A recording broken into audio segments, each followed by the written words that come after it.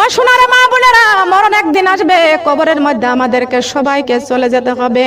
আমরা যেদিন মারা যাব গো মা, ওই দিন আমাদের লাশটা গোসল করাইবে। কথা বলেন ঠিক না বেটিং? মুর্দার লাশটা গোসল করাইয়া দিবেন, প্রতিবেশীরা গোসল করাইয়া সুন্দর করে বাজার থেকে সাদা কাফনটা আনিয়া ওই কাফনটা পরাইয়া দিবে।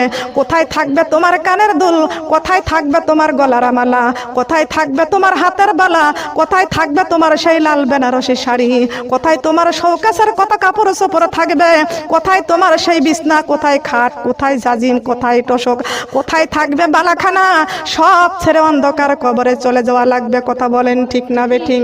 ও আমার মা বোনেরা, যেই দেহে কোরআন নাই ওই দেহের কোনো দাম নাই, যেই দেহের মধ্যে নামাজ নাই, ইসলাম নাই, ওই দেহের মধ্যে কোনো দাম নাই।